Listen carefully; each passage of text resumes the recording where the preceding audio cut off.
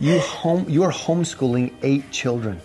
Well, 7 now, because my first one is graduating. Oh, that makes it easy then, great. So, I mean, riding horses, it's a dying art. what would you choose, Disneyland or this? And she's like, oh, horse. That is a tribute to this amazing creature. Yeah. If this doctor is not open-minded about what you want, what you do and do not want for your body, you always have the choice to just choose a different doctor. Yes. You're the CEO. You're the CEO of your body. They ask questions and the doctors get frustrated. And it's like, no, this is what I should be doing to make sure that this is the best thing for me or my child or whomever. But it is a finger pointing at the system. Is the healthcare system there for health and for healing, or is it there to address symptoms? Women are very intuitive. Yes. It's part of our divine feminine role.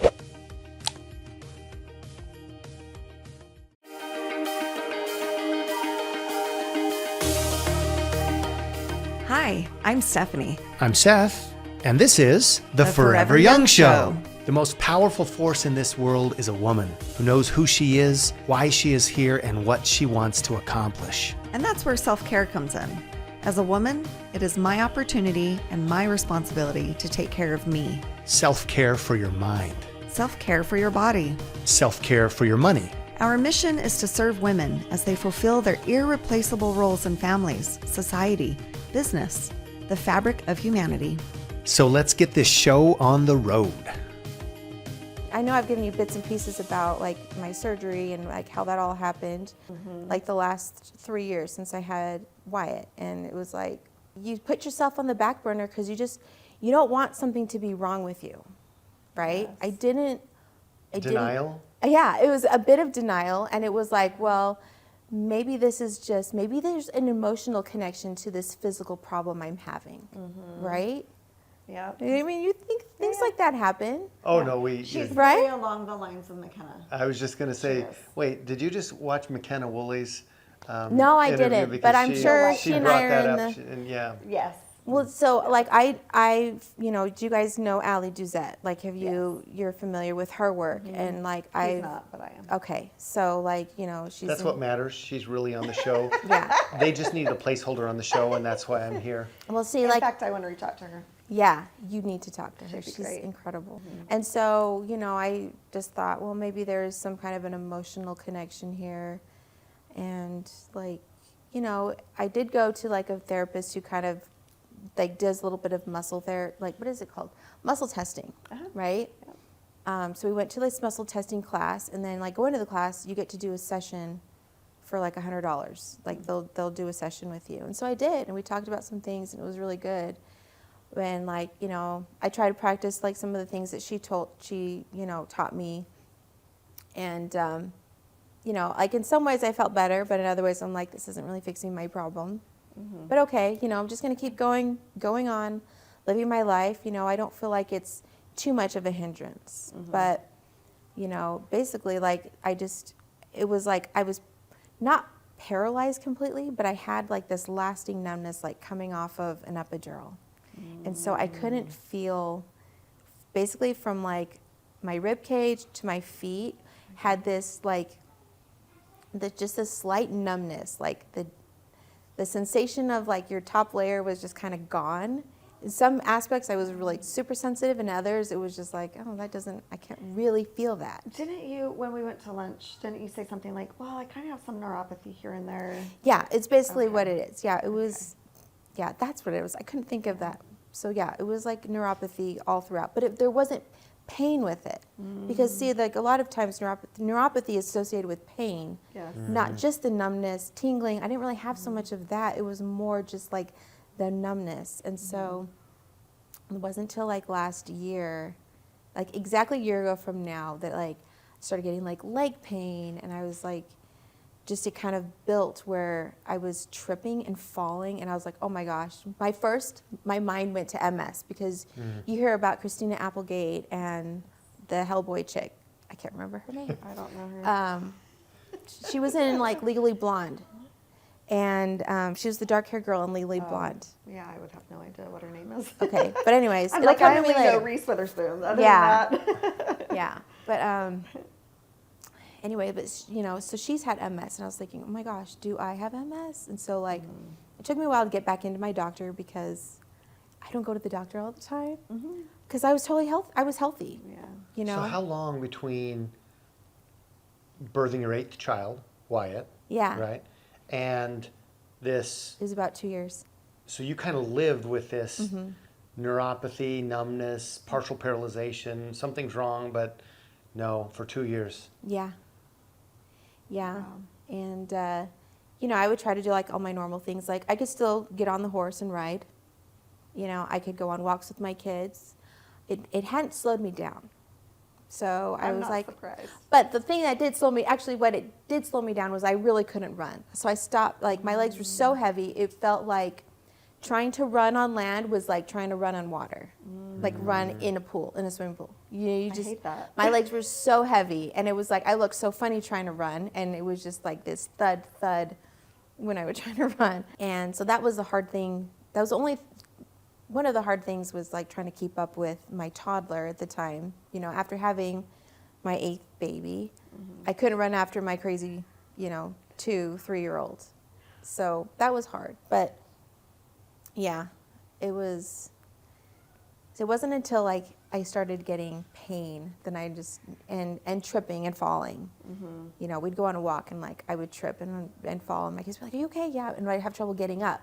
Trying to get up off of the floor got more difficult. Our house has different levels. There's 2 steps up to go to one side of the house to the other. 2 steps up, 2 steps down. And trying to go up and down those steps, I was like an 80-year-old. I was groaning. I was like holding onto the wall. And I was like, whoa, this is weird. This is Something's not wrong. normal. Yeah, Right? okay. Something That's is why now definitely something's wrong. really wrong. Yeah. So, you know, I hadn't been to the doctor for a long time, and so I had to basically get in with the doctor I'd last seen. It was getting in with her took longer because I was basically like a new patient. So I had to wait a few months for my appointment with her, which was just before Christmas. And then, you know, I think she had me do some blood work just before Christmas. I met up again with her in January. And, you know, by that time, like I was just having a little bit more pain and just, I'm like, okay, something's really not right. And I feel like my quality of life is diminishing. I'm getting more weak. I'm tripping and falling and I'm really nervous. Like I baby wore, very, very passionately baby wore. I wanted this connection with my last baby. Actually, I mean, I've baby worn since 2007. What did you say? Did you say baby war? Baby, Wearing. yeah, baby wear. So like carriers. Like the wrap we had the girls in. Yeah. That's called baby wearing. Oh, Yeah. oh, baby. Did you say Like- baby Bjorn? No, No. just Baby baby worn. wore. I never even heard of it. wore. Like she wore Yeah. her baby. Yeah. Right. I've never heard. Yeah, so I was, I mean, It's I'm not in, like I'm a newbie. I'm Oh, thinking, you're, no, you're is this baby war? Like, He's wrapped the babies, you know, around yeah. him before. So like, you know, you have the Okay. Solly wrap and then Yeah. they have like, you have carriers, The like Maya more wrap and structured all kinds of carriers. stuff, Yeah. Yep. Yep. Yeah. So like a little bit fancier, nicer looking than like the baby Bjorn and a lot better for babies' hip health and everything. They provide a little bit more support on there. Their legs don't just dangle, you know, they have a more of an M shape, which is much more healthy for their developing hips. And actually, so like my last 2 or 3, I wore a lot.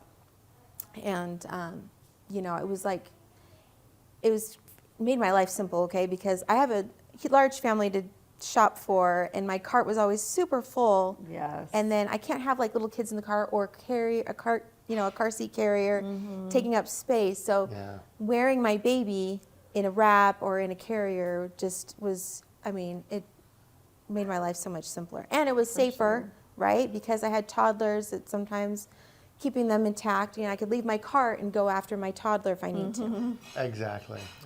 Yeah. Well, and just the pure connection anyway. Absolutely. Babies love it. You know, I nurse Yes. my baby so I could nurse in the carrier while I'm grocery shopping. I mean, it was like, for busy moms, like it just makes so much sense when you can do, Yeah. you know, your babies always want to be worn, you know, they want to be close to you. You're not spoiling them by holding them all the time.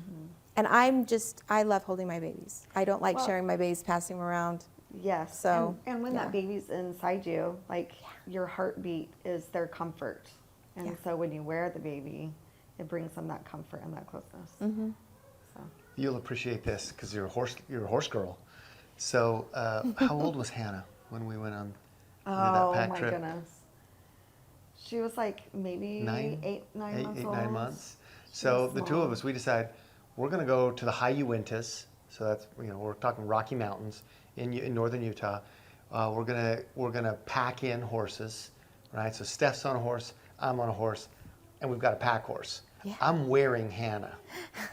Like I'm wearing what I don't know. It's a wrap, you some were wrap. baby wearing. I don't remember the brand. I was baby worn. No. You were baby wearing. Yeah, that's you what were it baby is. wearing. Like Baby wore is past tense. Yes. Oh. I baby wore. Yeah. I wore my babies. Seriously, you would think that I am the most uneducated father. Like I'm a first time. Like I've had 10 kids. I know what this is. I've worn the baby. I baby wore. I have pictures of him baby wearing. I baby wore, but I Yes. didn't know what I was doing apparently. Yes. So I was baby wearing. Now there's a word for it. This is a new word. This is a new word. Like when I started having kids, I'd never heard this word. Okay. Well, when you were baby wearing, I didn't call it that. I didn't No, call it you that didn't. either. That's It's what- a newer thing. Thank It's you. a totally new word Thank thing. you. Because I've been, like I said, I've been wearing since 2007. I had like this sling, and I would hold my toddler like on my hip.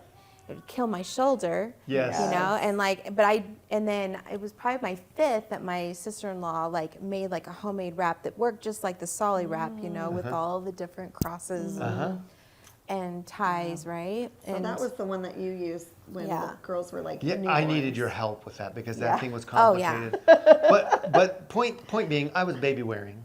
I was That's horseback awesome. baby wearing. I We know. we I've went not up. done that. It was amazing. It was a little. Well, I mean, you've got a baby and you're You got to be your so horse. I You got to know know, what it's you're a little doing. stupid. Well, No, you know what? I- there are some that won't judge, and then there are some that will judge harshly. It's true, So it's in the true. community That's all right. of baby wearing, I'm going to come back to the Native American, my Native American true. heritage. there's so many you know, cultures that baby wear It's in true. South and all horseback, over the world. moving All over the world. teepees with babies. Yes. So anyway, we had That's this true. amazing pack trip. We went That's so fishing. awesome. We packed everything in, including the baby, and That's really had a little great. rodeo. We had some little rodeo times too. I think mainly just at one point. Well, you kind of had a Over little the dicey rocks. area, but I didn't wasn't really wearing have- the baby, so it wasn't Yeah. as. But Our still, our but horses- even still, the horses, animals with a It's- mind of their own, Yeah. you It's can't true. predict what they're gonna do. It's true. I mean, it's fun, but it can be scary because I know. Yes. My husband and I, before we had kids, we went up to Prescott trail riding, and he was on my older horse and I was on my young one. And my older horse acted like the idiot, and my young one was the reliable thing for once because she looks at everything and freaks out. I mean, and there was somebody with this bright orange jacket, and he was just like, "What the heck is that?" And there is a drop off on the side of us, and my husband is on that horse, and he's like kind of backing away, and I'm like, "Okay, what do we do?" And luckily we were with my other friend who's a very experienced horsewoman, and she's like, "Just get him close to April," my name of my horse. She's like, just push Pate's face into April's butt and just make him just follow Just her follow the really trail line. close. Yeah, and and it did. It totally worked. I mean, he just followed April like super close, like kind of like when you go through a haunted house and you're grabbing onto your friend to get through the scary parts. Horses are the same. Anyway, but yeah, that was a bit scary. But yeah, so we know. My husband and I have done that. But now we've got this girl who, she's been on horses since she was a baby, since she was baby worn. Yeah. That's that. All my oldest 4 kids all basically were riding as babies and beyond. I taught them what I knew, about riding and competitions, and it's a hobby. It keeps them out of trouble. They all had a lot of fun. We made a lot of memories doing it. How old's your oldest? She's 18. Okay. Yeah. She and Isaac went to school together. Yeah. Oh, really? They were friends and they played. Like we did a couple play dates and stuff. Yeah, when they were really little. Yeah. So take us. So jumping back to we're jumping back to baby warring. Yeah. Oh, so I felt I was like, oh great, is this like the end of my ability to like baby wear and all of that. And so I went into the doctor. My husband came with me, and I was like crying, and he's like, "Why are you crying?" And I'm like, "Because this is like so much. I don't know what's going on with my body, and I'm so frustrated. I'm frustrated. Now I'm to the level of like, okay, I need to find out what's going on, and I'm crying because I'm a little bit scared to find out what's going on. Yeah. It's the fear of the unknown, right? Yes. And so got testing done. Thought, I got some kind of ANA testing, which is like an autoimmune test. Okay.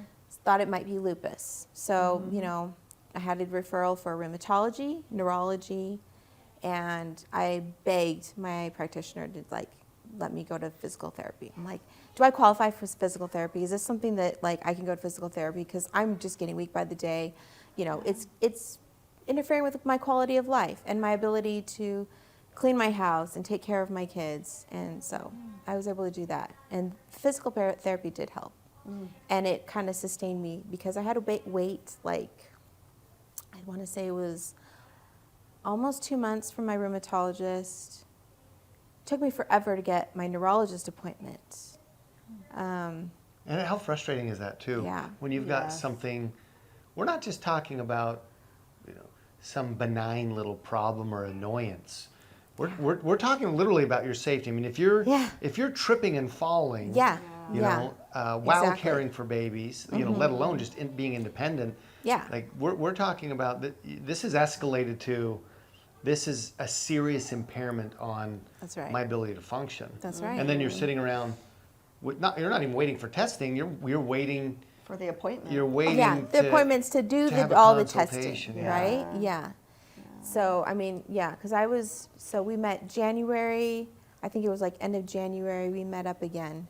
She had blood work. I did my blood work, and I had to wait a couple weeks for results, and even just getting in with my regular doctor, right? She's not easy to get into, but she is very good. She was fantastic about listening, which is very rare in the medical profession, to just have somebody really listen. Yes. And that was so helpful. And it was about 2 months that I had to wait, because I want to say end of January I met with her, and my appointment with rheumatologist wasn't until April. And there was some miscommunication with the neurology, the referral getting to neurology on time, and so I didn't even get my appointment done until end of May. Okay, so I had all this time. You're talking about 4 or 5 months. Yeah, that's Yikes. crazy. Yeah. So thankfully, the physical therapy did help. And, I had balance issues, so like I couldn't stand on one leg in balance. I'd fall over right away. Close my eyes, I'd fall over.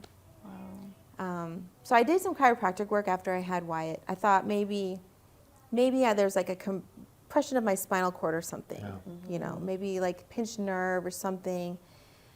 So I did treatment for about 8 months, and, I kind of got to a plateau, but I got comfortable and I got a little bit stronger. I kept working through it, and I feel like that was good for my body.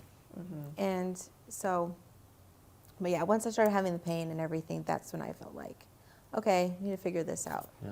So, so I did the physical therapy. I got into the rheumatology, did all these tests, X-rays, MRI, and they couldn't find anything. Now, a lot of my source of my pain was like my lower back, my sacrum area was like where I would feel any kind of pain. And also the pain would be in my hips, like, what is it called? Like my lateral down here. I can't think of what it's called. It'll come to me. So sitting down for long periods of time was really painful. I stopped going to church because I couldn't, even sitting for more than 10 minutes was just too painful. And so I would just go to church whenever I'd feel like I could handle it. But yeah, so rheumatology didn't find anything, which was great, but at the same time, like, because, it would be very difficult to live with an autoimmune disease. Yes. Right? Having lupus or something, there's no cure for it. It's more or less you are coping, adjusting your diet and everything, which I was like, well, I guess I could kind of deal with my diet, but I do eat pretty well already. And here's the other thing. There's something that was going through my mind with this process of like having this pain and like this lasting and progressing debilitating, not debilitating, but this progression of not being able to do anything, right? And feeling like my body's breaking down. And I started to feel like, well, body, why did you betray me? Like, I've taken such good care of you. I haven't done drugs. I don't drink. I don't smoke. I don't do energy drinks either. You know, I don't do tons of sugar, but I do have my fair share, like, you know, like anybody. But I'm not like crazy having sugar like every single day. You know, I indulge whenever I feel like it, if it's around. Sometimes maybe I overindulge, but who doesn't? It's true. Like, especially with teenage kids who like make cookies on a Sunday or whatever, just because. As Thor would say, another. You know? So, you know, I was just feeling like, oh my gosh, like, why did my body betray me? I thought if I did all these things, I'd be healthy. And I guess just like I had a little bit of a mental breakdown there, but I was feeling confident with the progress I was making in physical therapy. I also decided to go to a chiropractor and get some adjustments there, because I heard about this one and she was really good. She helped write this book about it. And so I'm like, well, 'cause she's like one of the best. She's one of the OGs, because she learned under this guy who basically, I don't know if he really necessarily like invented it, but I think he's one of like the founders of the whole practice. Oh, wow. Gotcha. And so she co-authored this book. And in fact, it's funny because a lot of my friends, they all knew, like a lot of people knew her. She's helped with people's infertility. She's helped with, oh my gosh, I can't even think of anything. Like just so many things, so many physical ailments. And I mean, issues with organs and all kinds of stuff. And it's not just about, because there's a connection with like how your body, like the balance of, and the alignment that your bones and your muscles all need to be in order for even proper organ function and things. So I know they don't have any myo practitioners. I don't know what Yeah. they're called. But in Utah, there are none. really, Yes, I've looked everywhere. I've even asked a few chiropractors I know here in Arizona, and they're like, nope, there's none in Utah right now. Wow. Anyways, we need to. yeah, we Have need to somebody. change that. That's why we're putting it out right here. I guess so. Yes. Putting it out there. Yes. If anybody knows of one in Utah, we need one. Yeah. So now we're in May. And Now we're in May. you So get so I get to the neurologist neuro- finally. neurologist. Yes. So finally getting to the neurologist, you know, tell her some of my ailments, and you know, so that MRI that I had, my doctor ordered. She ordered my MRI from T12 to L4. Okay? So like my lower back. And this is why it's important. My neurologist, I don't know, let her know what's going on. I do get migraines too. So I thought, I wonder if there's like kind of a connection. I would go to the chiropractor, I would get adjusted. Helped a little bit with my migraines. But towards the end there, I started, like after seeing the neurologist and stuff, when I'd go to the chiropractor, I feel fantastic right after my appointment, and then like within 12 hours, I would just get like major migraine. And I was like, oh, there's just something my body does not like. And so I was telling the neurologist about this, and she decided let's do an MRI of like your brain and your whole spine. And I was like, okay, that sounds good, because I told her where the numbness had started was like my rib cage all the way down, and she was like, okay, so we need to go a little higher in this MRI, because I see you got it like your lower, like your lower back. So I scheduled my MRI for June 15th. I had my mother-in-law go with me because I have to do it with contrast. And I'm still nursing Wyatt. My goal was nurse him to about 3 and then just kind of let it go, So I go to this appointment. My mother-in-law comes with me because I'm like, I don't know if I'm going to have just for safety purposes, like I want someone with me in case I have a reaction to the contrast. You just never know. Yeah. I don't want to go by myself. Yeah, it's always wise to. Yeah. And my husband was working, and I didn't want to bug him, and so she comes with me, and she's waiting, and we're getting all the, imaging done. And so after my last image, they have me go and get dressed, and then he's like, okay, so the doctor wants to see you, so don't leave right away, and we need to give you the CD of the exam of your images. I was like, okay, that's weird. And I look at her, I'm like, this means they found something. That's when I was like, okay, I know there's something coming. So we get to a private room, and she's not my regular neurologist. She's one that I had seen. I'd seen her before because she was doing some other testing, like some muscle testing on me about a week before. And so I did recognize her, and she was like, okay, so we found something on your MRI. You have a mass that is compressing your spinal cord. Now, we don't know what it is, but we recommend you go to the ER across the street, like right now, today. We've called them, let them know that you're coming, but you need to go and get this figured out because this might paralyze you, and we don't know what it is, okay? But it's just this large mass. It's pushing your spinal cord against your spine. And so, like, then I'm just like crying, and call my husband and let him know they found something. They want me to go to the ER. I don't know what to do. I'm starving. I don't know if I should go home and we should go eat something or hurry and rush over to the ER and just get in right away. We were going to come home and go home, and I was going to get something to eat. And then I'm like, you know what, let's just go to the ER in case they have to call the office for whatever reason. And so they gave me the disc and sent us to the ER. And so, yeah, we get there, and of course it's like a few hours of waiting. You go through triage, They knew I was coming. They're also giving the disc to somebody in radiology to see if they can read it. So we're praying that they can read it so I don't have to get another MRI, right? Because that MRI was like 45 minutes. It was quite long. It was shorter than what they... 45 minutes in the machine. In the machine, yes. Wow. I mean, because they were doing my brain and my spine.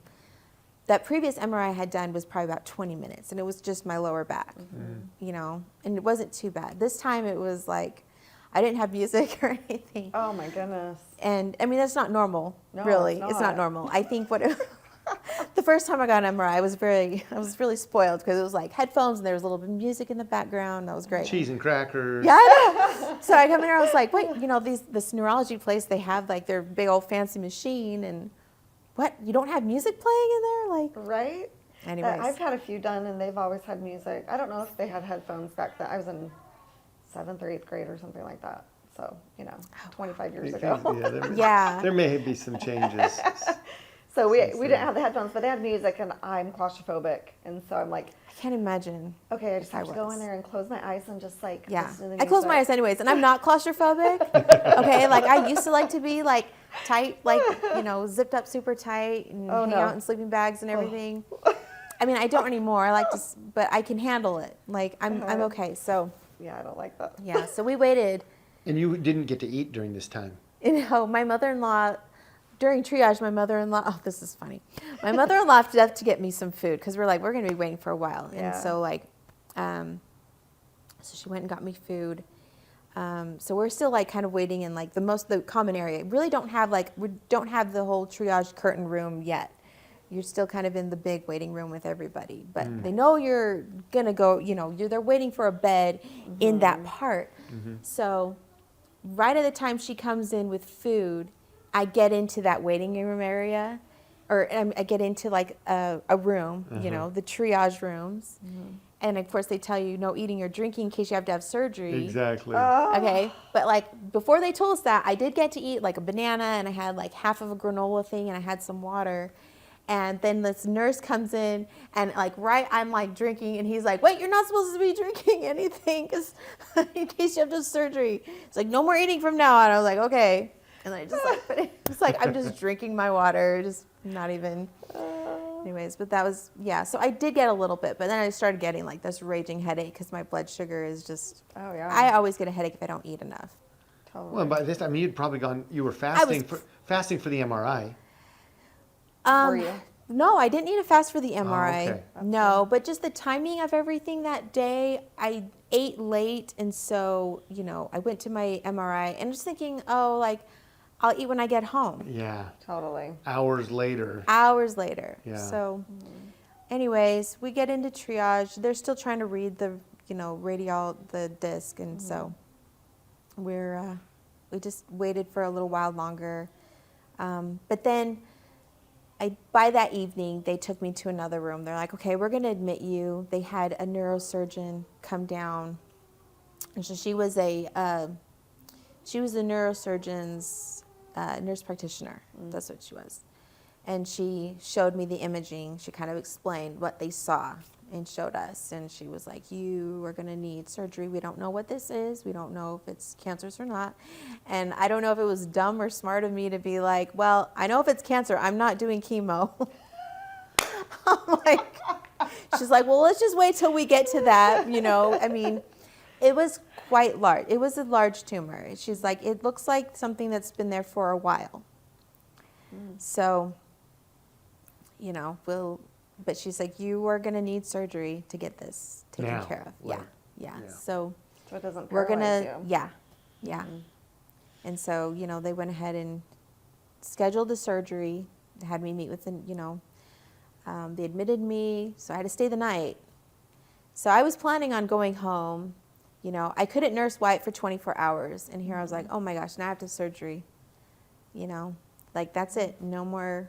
Like this is the end of my breastfeeding journey for my last baby, Not the way you would have scripted it. No. And so anyway, so the next day I was doing more blood tests. I had to have another MRI. They had to wait 24 hours before I could do an MRI. And then they also did a CT. So all of these things, okay, I don't put anything in my body except Tylenol or ibuprofen if I really, really need it.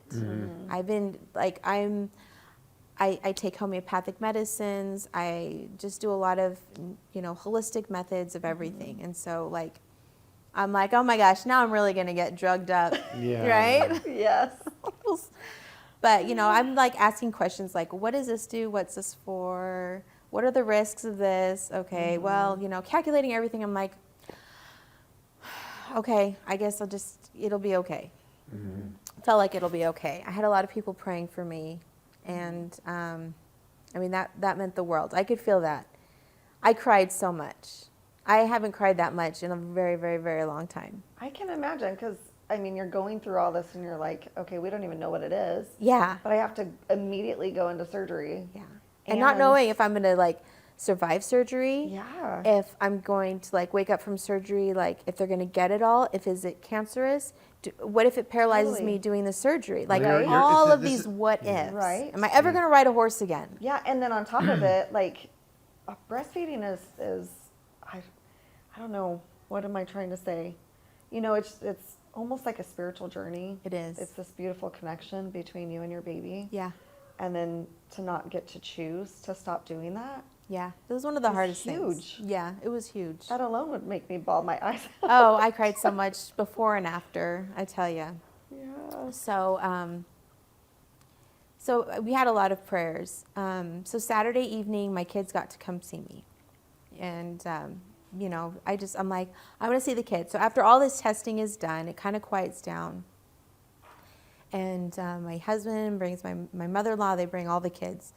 And, he's told my older two what's going on. Then we tell everybody, all of them. And it's really emotional, I'm their world. But they were all so wonderful about it. And so that was fantastic to just have them come. And after they left, Nick and I, my husband and I were just talking, and we were just like, I'm like, this is not how I want to do things. I don't know. Should I postpone this? I don't know if I want to have these rods in my back for the rest of my life, because this is what it's going to take. They're probably going to, to take out the tumor, they're going to have to put titanium rods in my back. So I'm going to have rods and screws, and I'm like, am I going to be able to function like normal? What's it going to be like? And this might be a really naive question, but so is it because they have to go through bone and other things? Yes, and so I to think put what they all have that to together? typically, yes, they have to take apart bone, depending on how the tumor is attached. I think they may have to remove some of the, if the tumor is on the bone, they might have to remove some of that. But yeah, Gotcha. I think with a lot of them, that's how it comes. Okay. That's what they do. But I'm still not 100% sure how my rods and everything are all fitted in there, but they're there. Mm-hmm. And anyway, so my husband and I are like talking about this, and I'm like, I kind of wonder, should I just go home and just try to like shrink this naturally? Like, is this something I can like research into about how to, but we don't know if it's cancerous or benign. Yeah. And I'm like, well, I don't really want them to do a biopsy because I know that biopsies can be not a good thing either, Yeah. because that can actually cause cancers to spread if it is cancerous. Mm-hmm. So I had some earthly angels come in the form of some really good friends that live nearby. When I would see, she does fascia work, Okay. and she did some fascia melting those last couple of weeks before.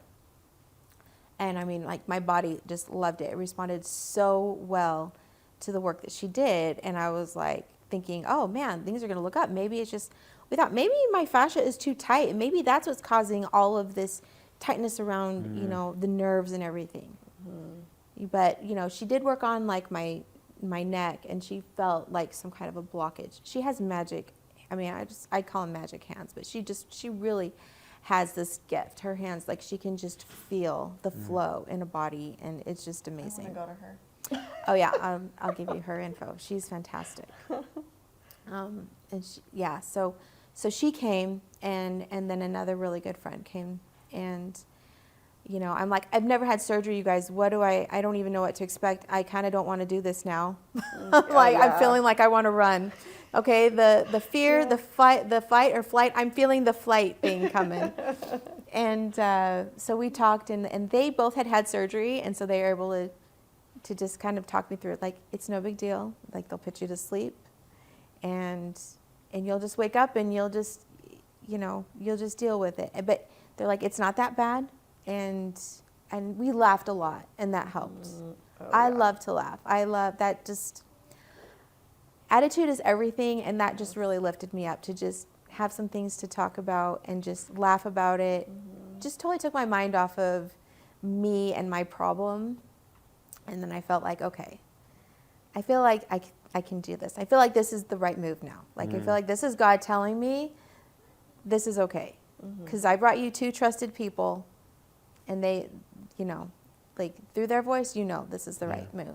And laughter is good medicine. It is the best medicine. Yes. We laugh a lot in our house. I mean, it's always just something that Steph has known me for a very long time, and it's just something we always do.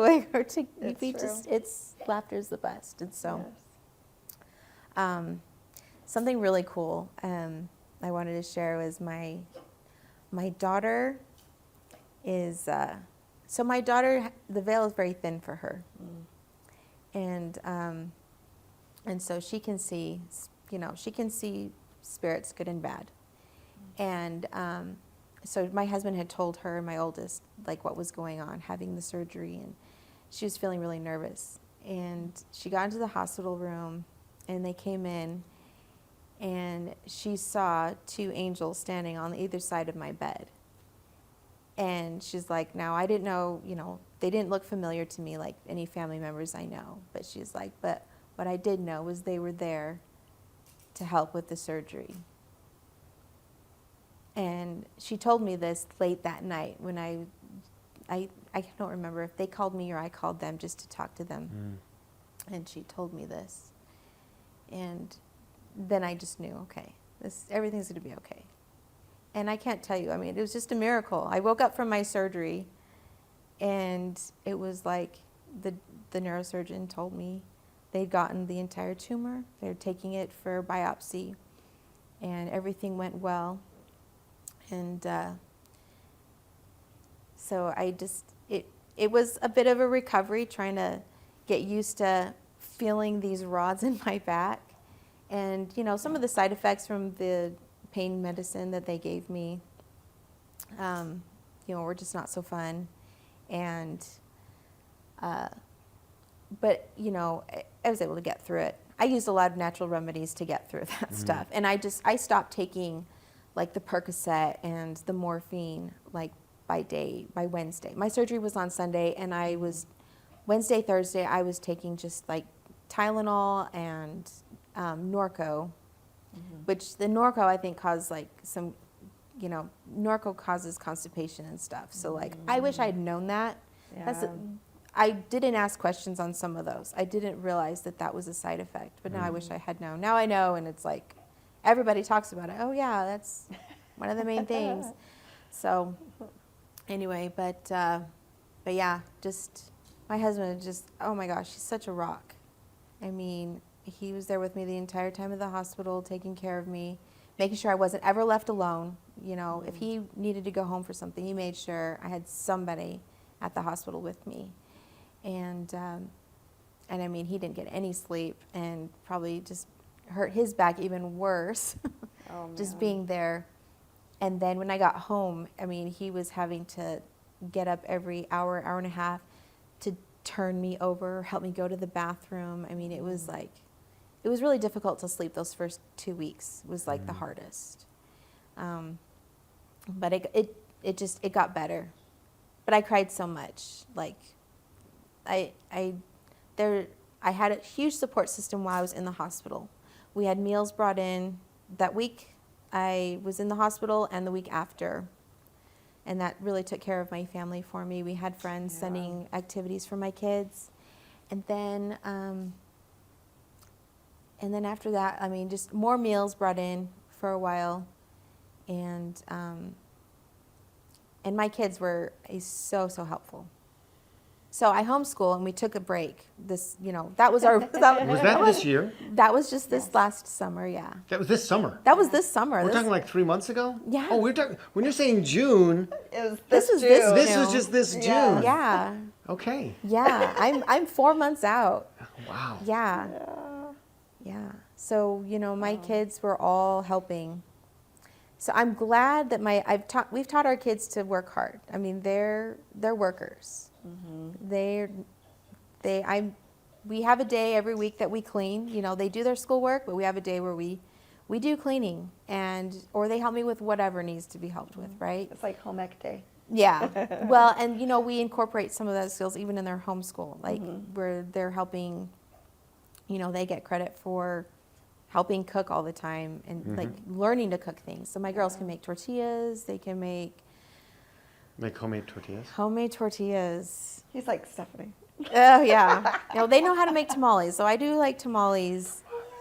Yeah. There's nothing like homemade there is only homemade tamales, and then everything else which calls itself a tamale. Yeah. Right? Well, like, you can buy Costco tamales and everything, but it's just, and some people are okay with that. Yeah, some people.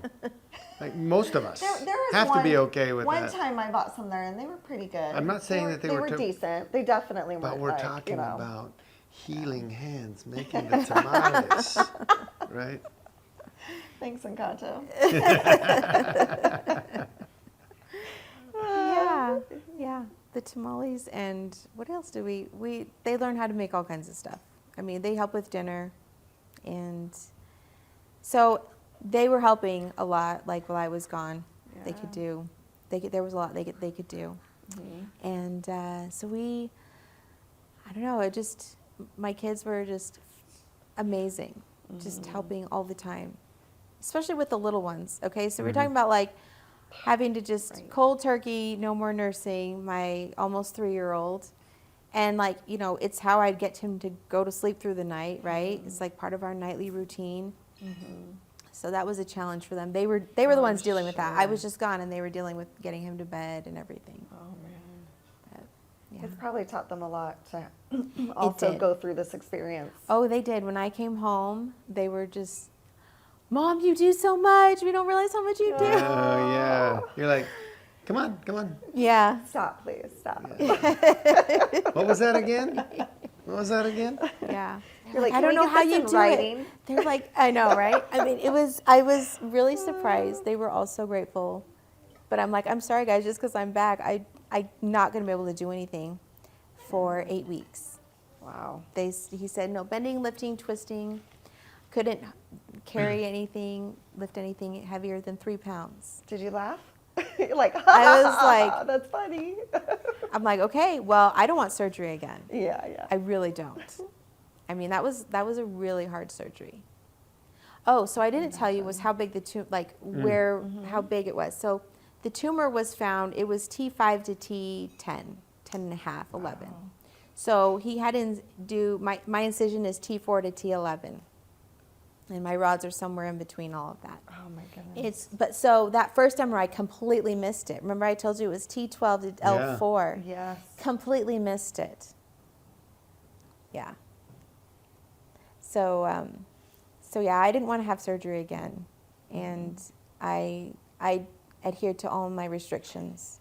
I milked it for as long as I could. As frustrating as it is, because you know, as a mom, like you want things done a certain way, or like sure. things to be done now, and it's just like I just had to let it go.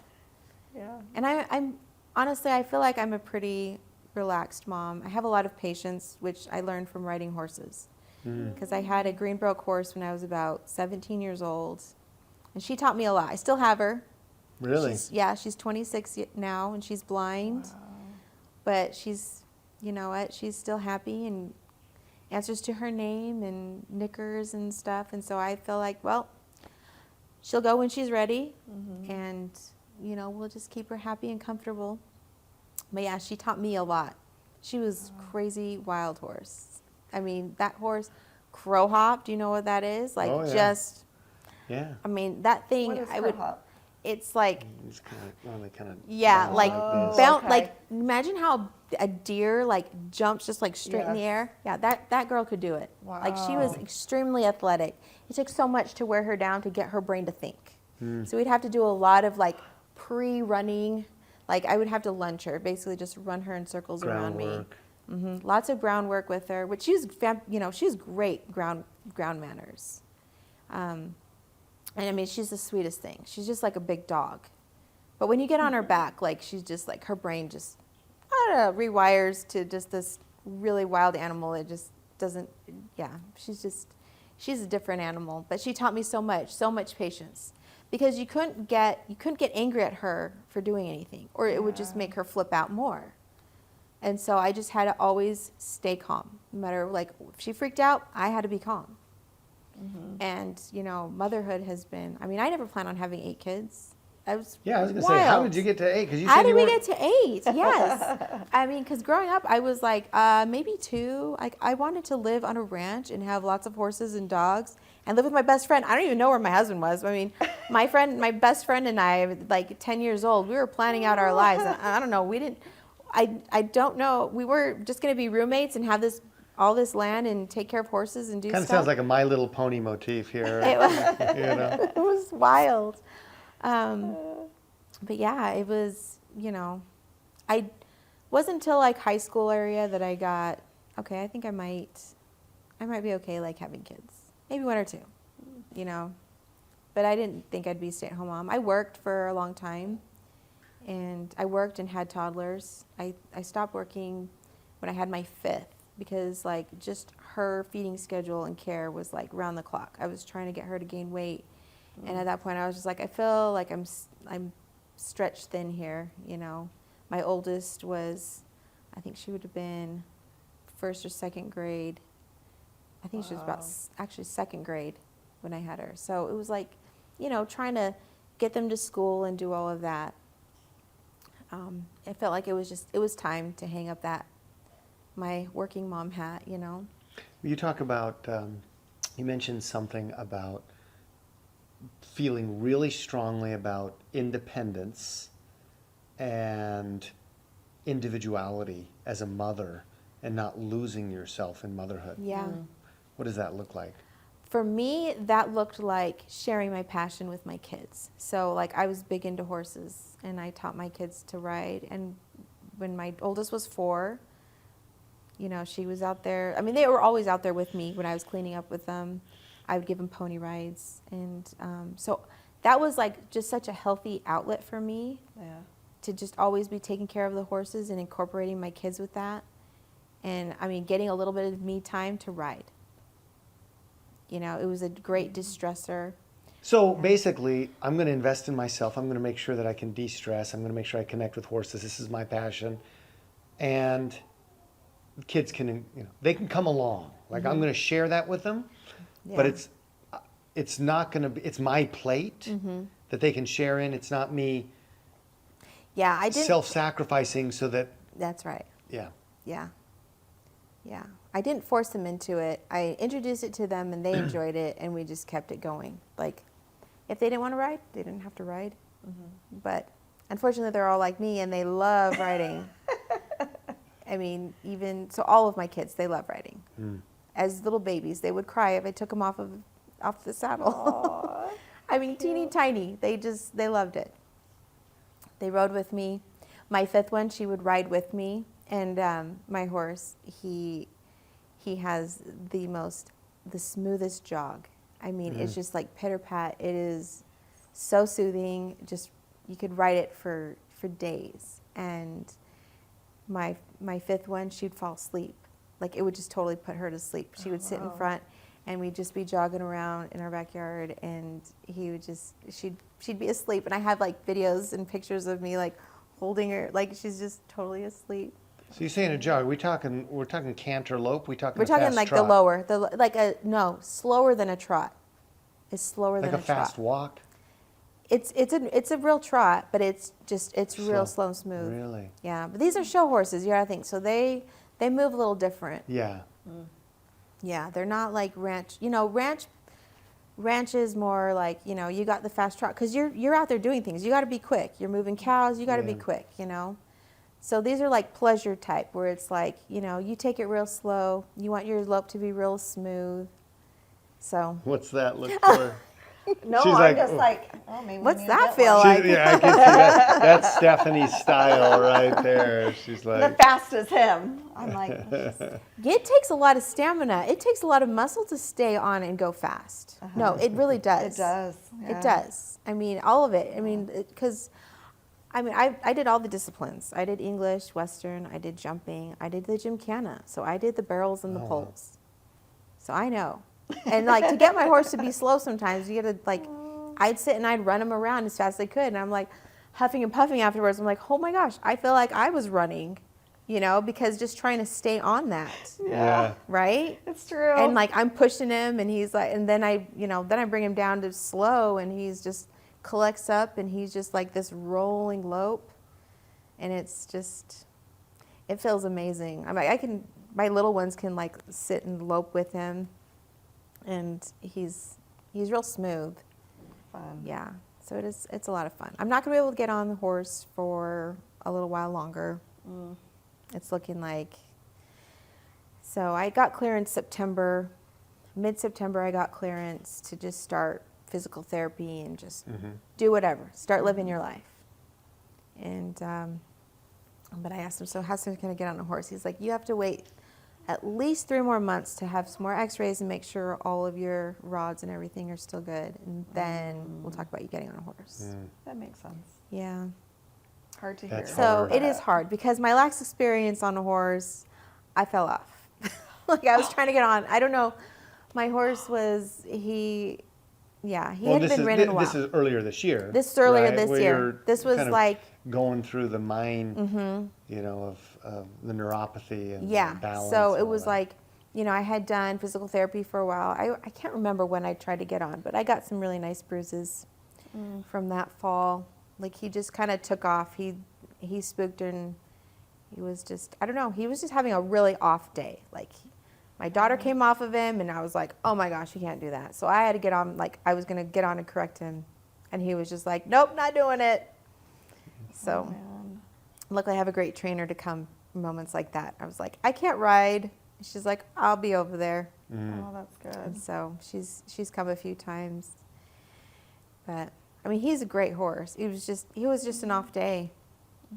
And but yeah, he's out. My little ones can just like pull him along, they just lead him along, and he's just there. I mean, we've had some really great memories with him.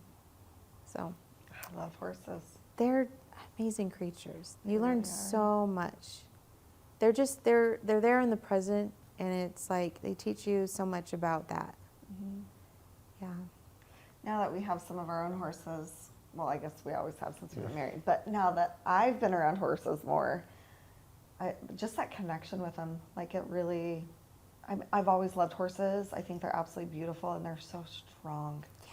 I love to see them run. Like it's even just thinking about it, like brings me joy. Yeah, it really does. And so it really, you know, since having horses, like I can just see why there are, oh my goodness, I can't even think of what it's called, but where they have places where people can go and heal. Equine Yes. therapy. Yes. Yes, Yeah. that's what it's called, equine therapy. There's so It much just therapy. makes so in- much more sense as to why. Like, what is the pleasure of going and feeding an animal? Like feeding a horse carrots and apples, and I mean, our horses, they eat all kinds of things. They like orange rinds, like orange peels, watermelon rinds. So my horse actually got an eye injury one time. I mean, a total fluke accident. I don't even know what he scratched his eye on. And the vet came by and was like, okay, you need to give him like 3 different drops in his eye. And fortunately, it was him and not April, because April would be a nut. And I would have to have probably paid another $500 to $800 to have him do like this automatic lavage system that would basically, it's like an IV of something directly into the eye, Oh, you my know? goodness.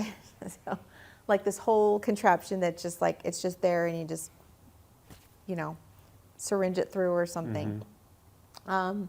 So he was great where if I just gave him some food while I was like pushing it, you know, holding his eye open and putting drops in, he was okay with he that. was totally okay with it. And I had to do it. It was like having a newborn. I mean, it was like Oh my goodness. I think I was out there like every 4 or 5 hours or something. It was maybe less even. Around the clock for a couple of weeks. And I had a little baby at the time too. She was only, I want to say she was like 6 months or so. Wow. And I was doing this. So it was like, it was so crazy. But luckily I was up in the middle of the night feeding her. And so it wasn't a big deal of just like, Just get her on that schedule. yeah. Anyway, so he was great about that. But yeah, they'll eat anything. And it was, you know, it was just, it's very therapeutic to just feed them. Just go out there and just be with them and brush them. And my girls they love doing that, brushing out their tails and giving them a bath. You know, people talk about having spirit animals, right? Whatever.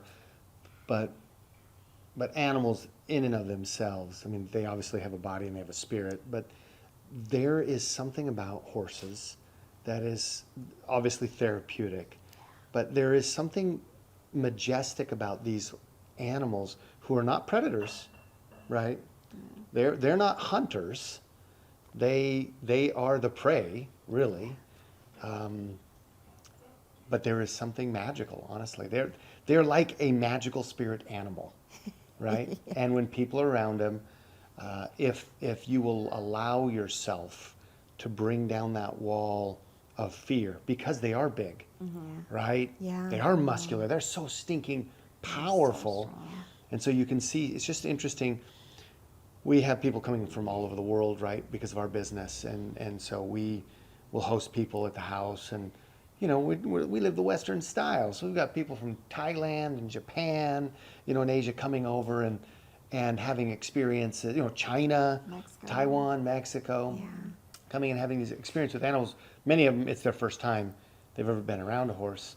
And some people have this wall and this fear, like this protective Yeah. wall around them. Yeah. And even if they get up on this horse, they got the tightest butt, you know, and they're just like, they're like a scarecrow, you know, kind of like, you know, imagine a scarecrow Yes, yeah. moving. And other people get on and it's like they melt right into the saddle. And, you know, it's like there is a connection there. It's one of the most beautiful things in the world to see someone connect with a horse. We actually had a dear friend of ours recently said, hey, he's from out of state. Hey, do you mind if we pop by? It's on a Saturday morning. No, I don't mind if you pop by. Get over here. I got a minivan full of kids. And so he had a few of his kids, and his younger brother was with him, and he had a few of his kids. We just want to say hi to the horses. Okay, yeah, that's great. you're not going to come to our house, come down to the barn and just say hi to the horses. We're going to saddle these horses up, right? Hey, do you guys want to ride? The kids are like, yeah, we want to ride. Dad's like, we don't. And you the know, friends, the guys, they were like, well, no, it's I okay. don't know. We're gonna Don't come trouble say hi. yourself. I'm like, we're saddling up these horses. We're Yeah. taking these kids out on these horses. Yeah. And awesome. like Hannah said, we're the original owner builder of our house. We live on a mountain.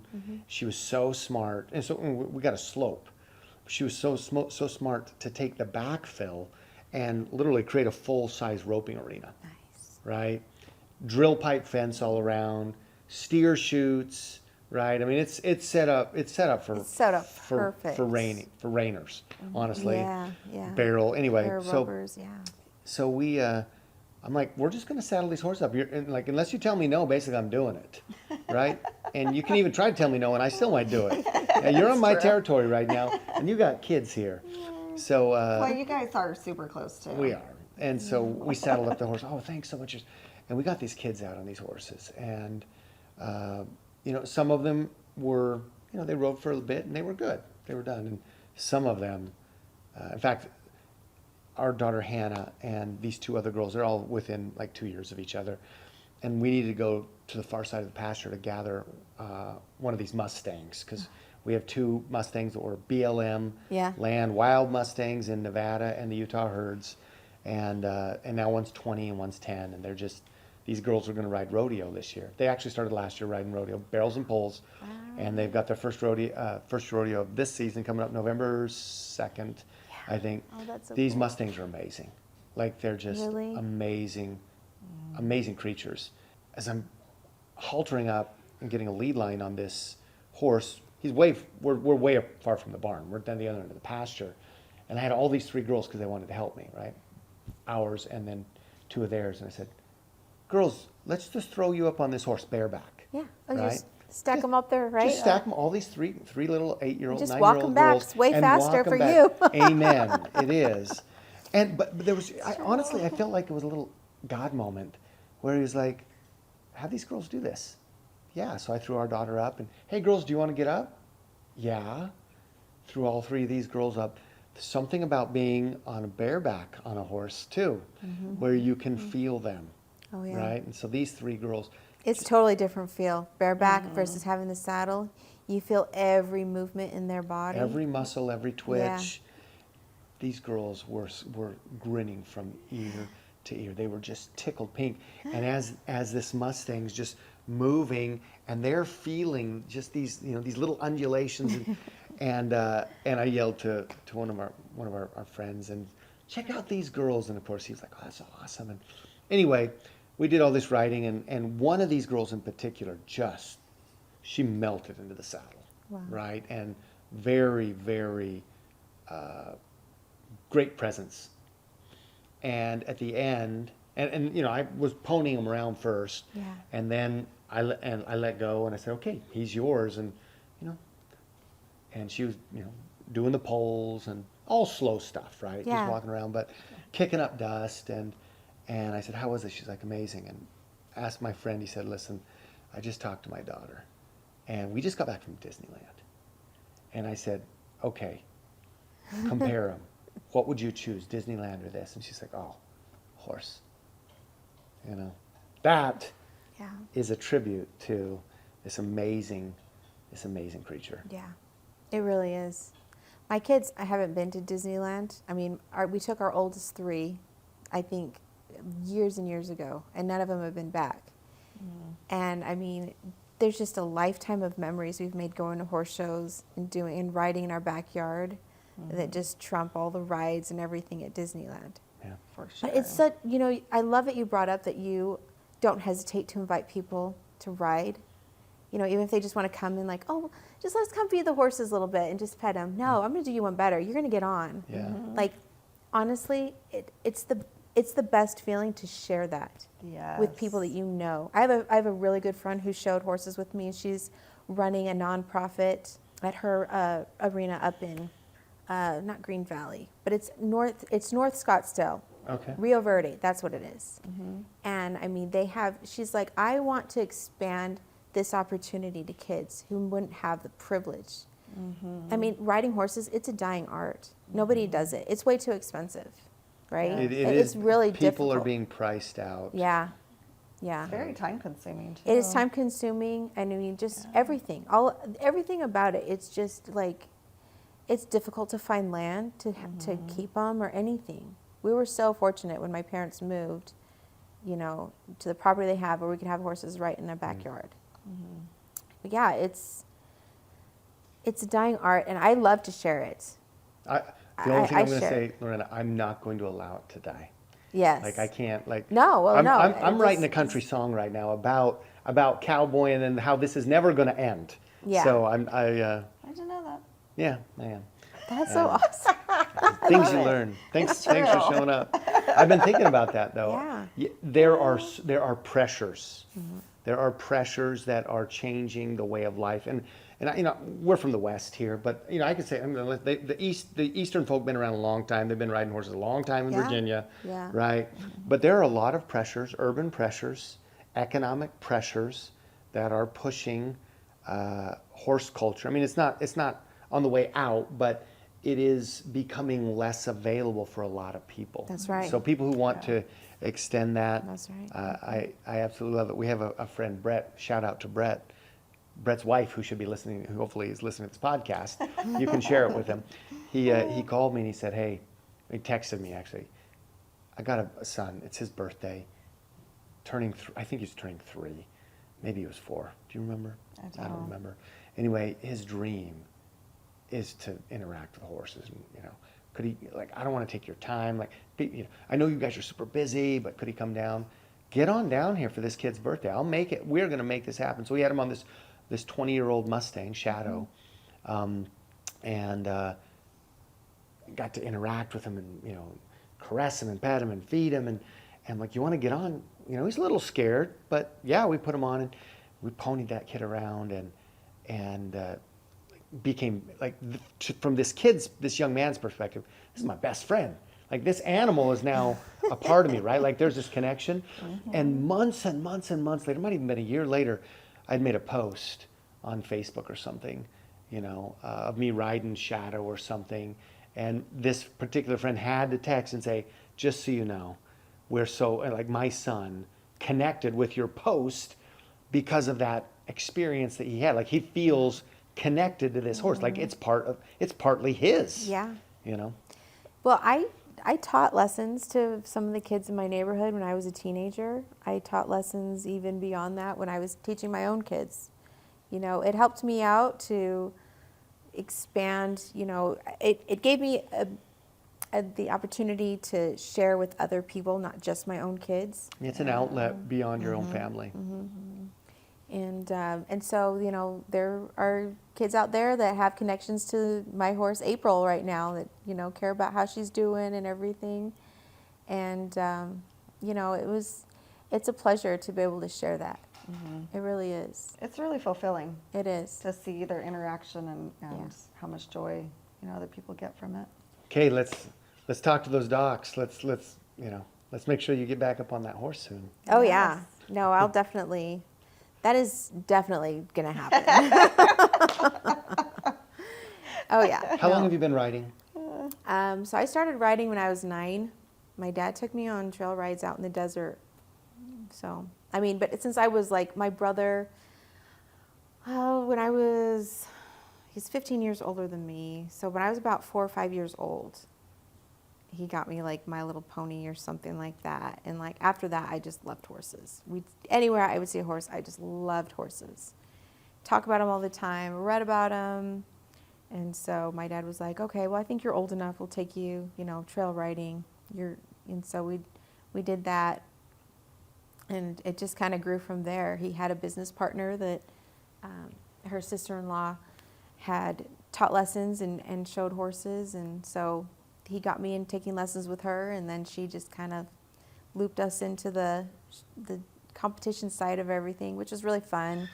I learned a lot doing that.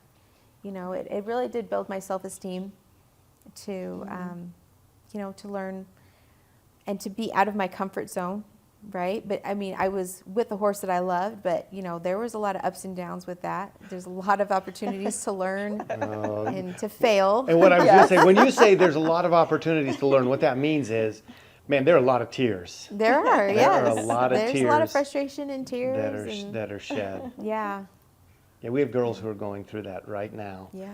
You know, their first rodeos this calendar year, this past calendar year, and some struggles. You know, Yeah. windy. We the first rodeo they Oh. did.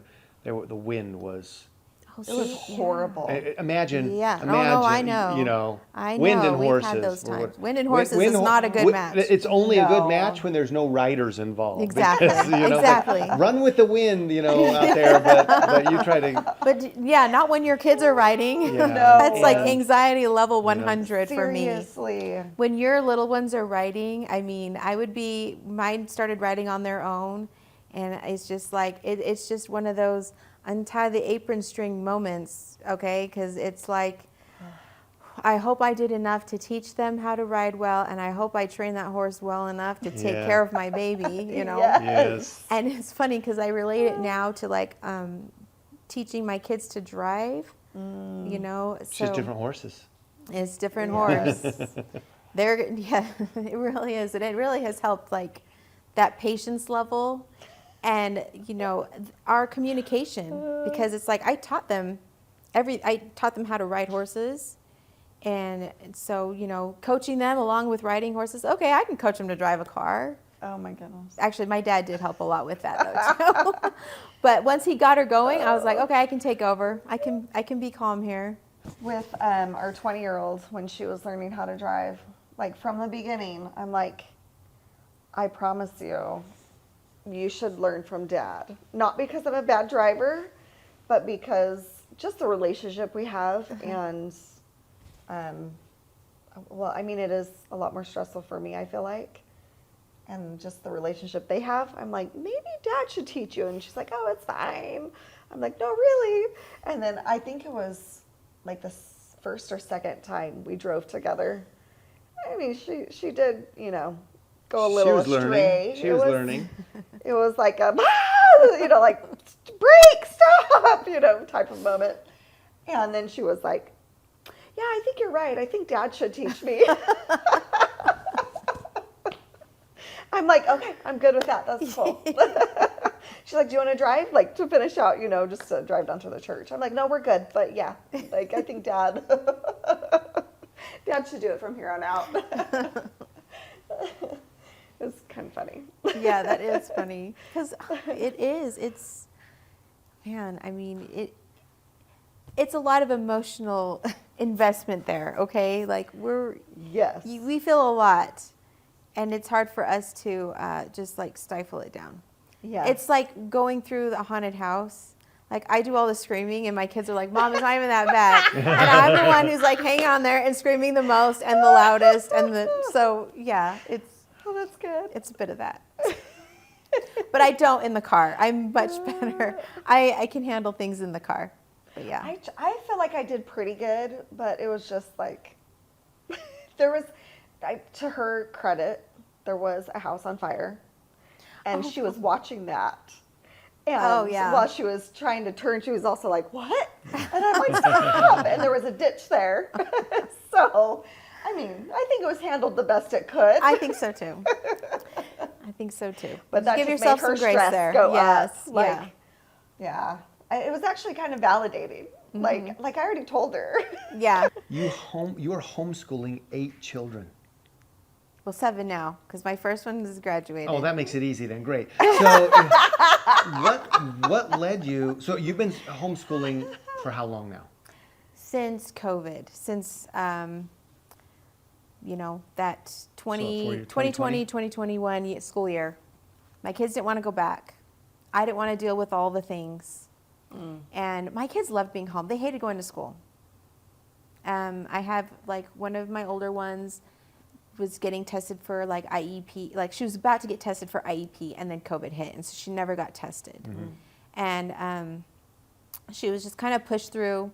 We went to a charter school. They don't have a whole lot for people who need, like, IEPs. So, you know, her teachers just worked with us. We did what we could, right? And so it just wasn't a good fit. So I moved her to a public school, and she did pretty well there, but that's where they decided, yeah, maybe she needs to be tested for an IEP, so just kind of do things a little different for her. And then COVID hit, and it was just like, whatever. And I just, she didn't want to go back. It was so much anxiety with all the changes, and my other ones were doing well enough that they weren't really wanting to go back. They didn't care about not seeing their friends. They liked having a little bit more free time when they were doing like online school for a bit. And so we just decided it was time. And it's funny because I'd wanted to homeschool my kids for the selfish, unselfish reason of we'd have more time to ride the horses, okay? Because school took up so much of our time. It was, they'd be gone all day. I mean, in Arizona, summertime, we'd be like we'd start riding at like 8 o'clock at night and be up 10 to 10 o'clock at night. So it's like when the sun goes down and it's actually cool. And If you want to call it. I was going to say, cool. yeah, you want it cool. only an Arizonian. Only an Arizonan would say. Only an Arizonian would call it cool, because I was thinking. So you know I'm a native. In the Yes. summer, wait, she said, so they're riding in the summer, okay. They're Yeah, we would ride in the summertime. at 8 o'clock. Oh, so it was only like 105. Yeah. Great. Yeah. Awesome. The cool part of the day. Right. But yeah. I mean, there's a difference. You can feel it. 110, 105, you can feel the difference. Yes. But yeah, it was because our show season was September, October, November. We take off December, January, and start up February, March, April, May. And so it was, to get enough time to train and everything, it would just been nice to have more time in the day, especially in the fall months when it finally, and the spring months when it finally cools off. Yeah. The days are shorter in the fall and winter, and so I would lose that peak time to ride because, they would be at school and then they'd come home and they would have hours of homework, and it would just like, they didn't have time to play with their friends. It was just so much. It was a great charter school, but it was very demanding. And if I could go back, I probably would have changed it somehow. I probably would have changed where they went. So it was autonomy for you Yeah, guys. yeah. And so, I just wanted to be able to take them on adventures just randomly, just go enjoy the weather in Arizona. And when we could. I mean, COVID was so different for us because of our large family. We had fun. We didn't miss like not seeing too many people or anything because my kids all had each other, and it wasn't. We'd go on day trips with their grandparents, and so it wasn't too bad. I mean, it was a lot of fun. Sounds beautiful. Yeah, it really was. And I'm does. like, well, they didn't want it to end. We can do this. We can do some school and then go and have fun and have some free time and unstructured play. And also have time to do all the work and the chores too that need to be done. And that's one way that I don't like stretch myself too thin. Because when I was an early toddler mom, it was like I was working, and I mean, I'd stay up so late. My hours, my every day would be like 15-hour days at least, on average. Because from when I got up, taking care of all of them, and going to work, coming home and doing, just household things, taking care of the babies, and dinner, and it was just, I felt like I was going through survival mode for a while, And I mean, thankfully my outlet was horses, and so I made time in the evenings. So my husband suffered because he wouldn't always get the really nutritious meal because it'd be like tortillas and eggs for dinner or something like so simple, But with kids, you can get away with that. Yes. But my poor husband, I mean, It sounded like he you would got eat away out a with lot. it. I got away with It it. sounds like you got And he away was with it. working till like 10 o'clock at night, so that's also how I got away with it. He would already eat something before coming home. What's for dinner, honey? Huevos, Yeah. tortillas. Yes. Perfect. That's how I I kept my sanity, was doing a little bit of that, taking that time for me. But I would be like vacuuming at 10 o'clock at night and trying to get things done. So, you know, when my kids got older and more able to do things, you know, I assign them chores, and I don't pay them for their chores. They just do it to help, because when you're an adult, nobody pays you for that. Right. But everyone, you know, they can do how they do. If they want to pay their kids, that's totally fine. Allowances are great too. Great way to teach money management. My kids, they have other ways that they can learn, that they earn money too. And It's kind of how we do things too. yeah, We have a philosophy. Oh, go ahead. We just talk to them about, like, as a family, we're a team, and we work together to make the team run well. yeah, And so that's why we have, you know, specific duties in the house that we each have, and then we have other things that, you know, they can go work and earn some money if they choose to. that's right. So Yeah, Well, and they also learn. You got to give them opportunities to learn, like learning experiences, Yes. right? Yeah. We have this philosophy in our house, and it actually stems from Jamestown, right? Back in the 1500s, right? 1600s, whatever it was. And that is this. There was a rule in Jamestown. If you don't work, you don't eat. Right? This whole aristocratic, right? My position. I'm sorry, we're here in the New World. That you have none of that to rely on. You don't work, you don't eat. And so that's probably the most famous quote in our house. If you say the front end of it, the kids will finish the other end, right? And sometimes happily and sometimes begrudgingly, when you don't eat. and it doesn't take very many experiences for them to find out that, like, that's not just a nice little saying. We actually follow through on that. So you didn't do your chores the entire day? Okay, it's great. It's dinner time. We're cooking dinner. We got something amazing. Tortillas and eggs, right? Some bacon or whatever that be. You know, we're cooking up good food. Okay. How can I help you? Well, I'd like to eat. Have you gotten your work done? No. You don't work? You don't eat. You know, our kids have missed meals, right? But not very many, No. because they realize, oh, yeah, and you are welcome. You are welcome, because someday it's not going to be quite that easy. But the bite, right? The consequence, the payment that you're going to have to make is going to be a lot bigger if you don't learn it right now. yeah. So So true. that's my favorite saying.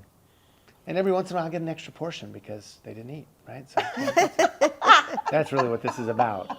This is what this is about.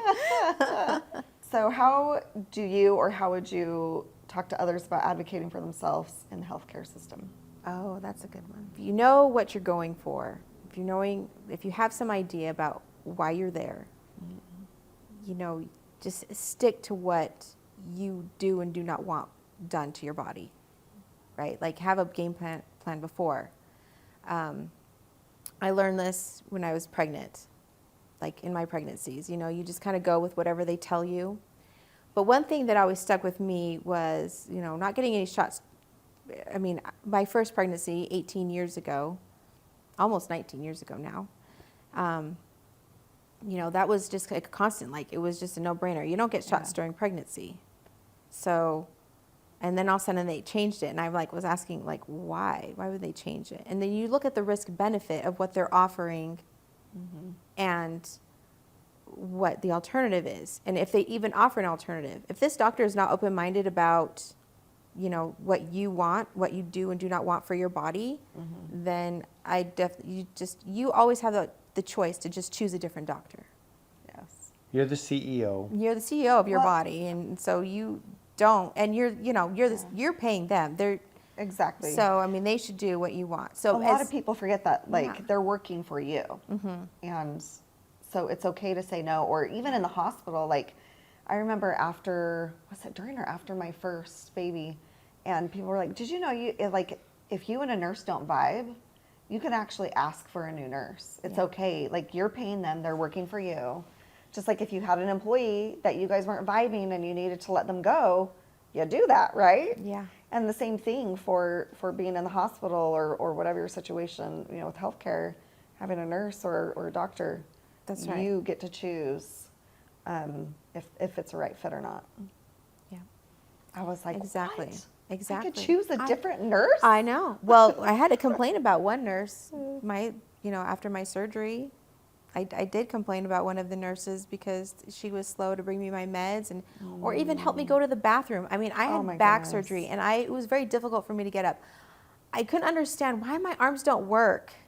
And my back was cut open. Yeah. All those muscles were torn apart, and so they're healing. I mean, I was so out of it and just Yeah. kind of dumb, and I was like, man, why does it bother me to hold my phone? I mean, I was really bored in there. I was hardly on my phone because I couldn't hold my phone up very much, and it was just inconvenient, right? And physically, I wasn't comfortable just doing it, But I had this nurse that just did not. She was just hardly around, and just wouldn't help me when I needed to go to the bathroom. And so it was I definitely told on her. And, I had great nurses otherwise. And honestly, even all of my experiences being in the hospital, all of my babies were hospital births. And I always had fantastic nurses. So I've been spoiled, but I will Yeah. definitely pick out a bad nurse if I have to. And the Yes. other thing is having, during pregnancy, just picking and choosing what things I want to do, what tests I wanted done. Yes. And there's that glucose test. And as soon as I learned that there was an alternative to drinking that horrible Yes. drink, that so many people just, they drink it because it's to test your, if you're diabetic or not during pregnancy. Okay. Yes. It's a test for gestational diabetes. You have a choice to not drink that. You can do an alternative. And I went to some midwives and I asked them, I'm like, are you guys open to me, doing 50 grams of this kind of sugar, like juice, maple syrup, or whatever, gummy bears, or I think there's something. I've been told jelly beans. Jelly beans, that's what it Yeah. is. Not gummy bears, but jelly beans. 50 grams of sugar within 5 minutes, and then they test your blood every an hour later. And so, as soon as I learned that, I just did it for all of mine. Yes. And it changed my blood work. It really Wow. did. It changed my blood work. I wasn't borderline diabetic every time I'd have to. I'd had to do the retest, which was a 3-hour glucose test with during a couple of my pregnancies. And I didn't have time to do it because it was early on when I had 4 kids and I was working. And so it was really inconvenient for me to do that. And so as soon as I had my last ones, it was almost a no-brainer to choose the alternative. Number one, because I don't like putting a lot of extra foreign things into my body, Yes. There's a lot of toxic things in that drink that are not good for your baby, and they're not good for you. And it's just an overload of what your system naturally would have if you were really to, Right. ingest 50 grams of sugar. Yeah. Yeah. Yeah. Anyways, so you just learn. I learned one way of advocating is just to already decide what and do all of your research beforehand, and pick and choose your doctors, and ask questions like what's this for? What are the side effects of that?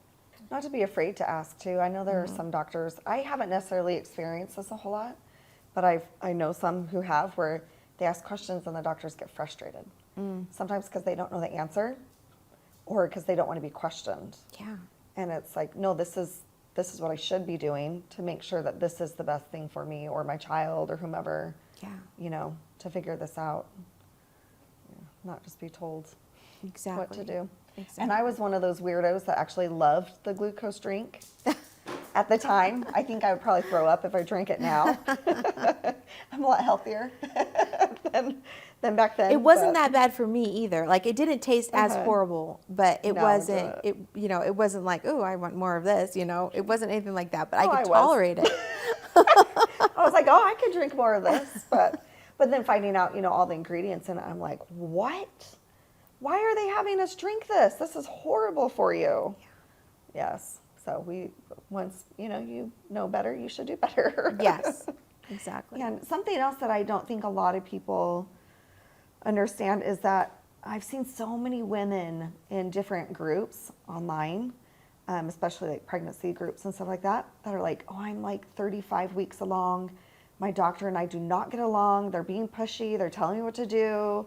Do you think it's okay if I switch doctors? Yes. Yes. Like, Yeah. is this going to be the best environment for you and your baby? If you guys, you already have that relationship with your doctor. Yeah. If you don't, then yes, go look for another one. There are so many out there. Exactly.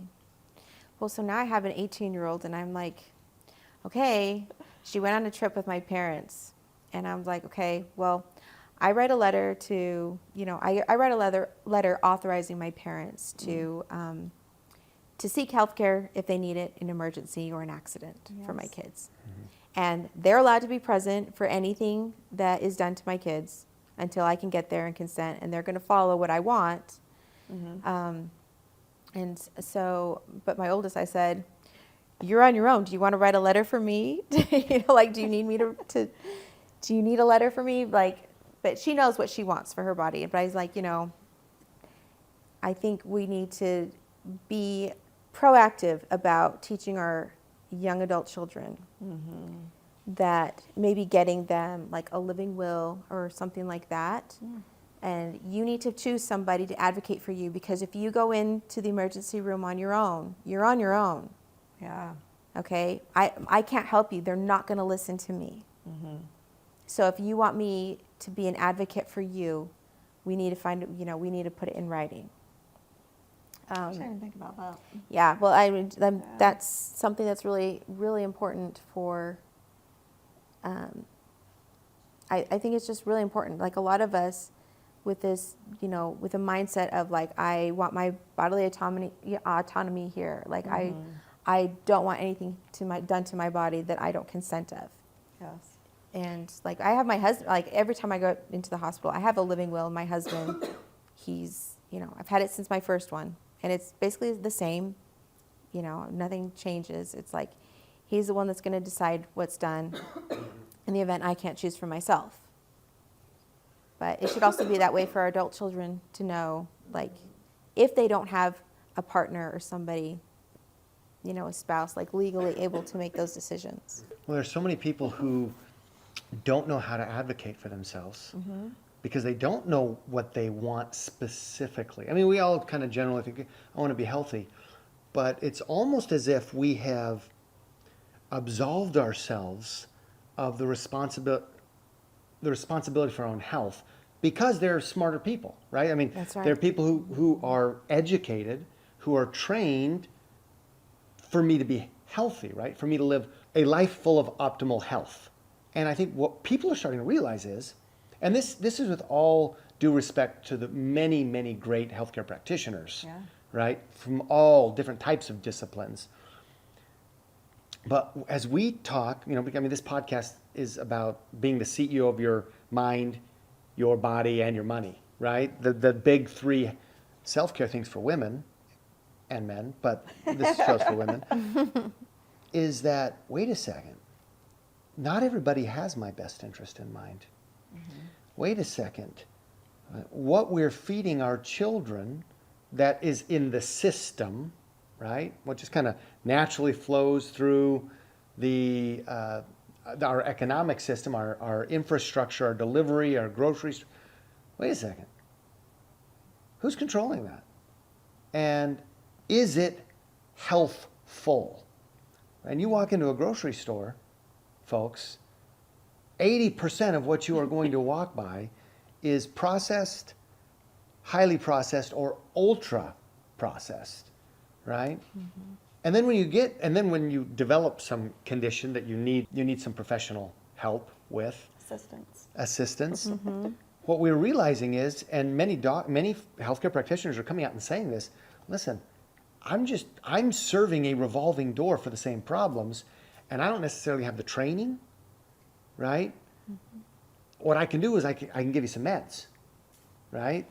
And again, this is not a condemnation of the entire system and all of the individuals, stakeholders within the system, but it is a finger pointing at the system, right? Yeah.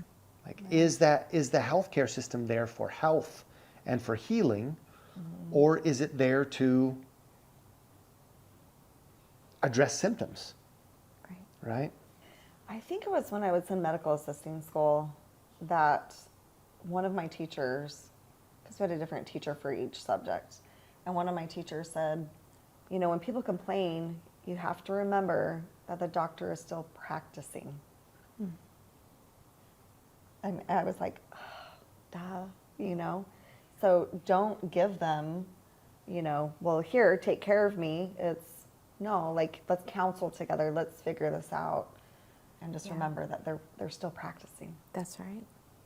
That's so true. Yeah. It's so important, especially as women. I feel like God has really given us a natural instinct, gut instinct.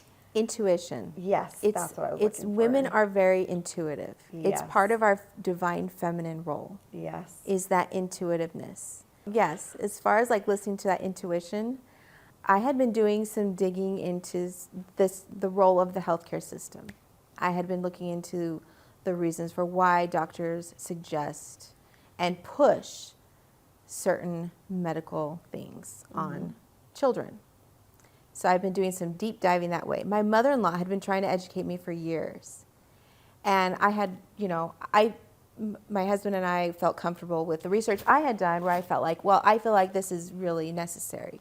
But I started doing that diving because I started looking in, you know, I started practicing alternative healing, which was homeopathy. I had a really good friend who, I mean, she helped me when I was going through, I had a really bad bout of the flu, my family, and she helped us. She helped me figure out like what remedies I needed. And I mean, they really helped us to just turn that around because the medical system's answer was, oh, just fluid and Tylenol, there's nothing you do, just got to write it out. But there was more to it, you know. And I learned a lot more about supplements that can help boost the body's immune system and different things. My mother-in-law also helped with that too because she had done a deep dive into herbal medicine and she'd done a lot of that. So when I had my fifth, I mean, it was, I'd done all the well visits and stuff, and so I went back and did some more. And so I'm like, okay, well, I'm not going to just do all of the things that they're recommending. I'm going to do them one at a time. Specifically, we're talking about vaccines. We're talking about vaccines, yes. Okay. I didn't know how much I should say. Oh, you're good. Okay. AI, we're talking about vaccines right here. Make sure you pick this up.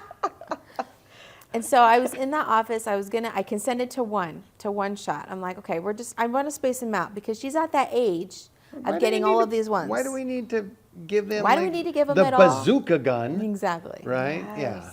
I mean, now it's 72 doses. It's insane. It's insane. Aren't they looking to even add more?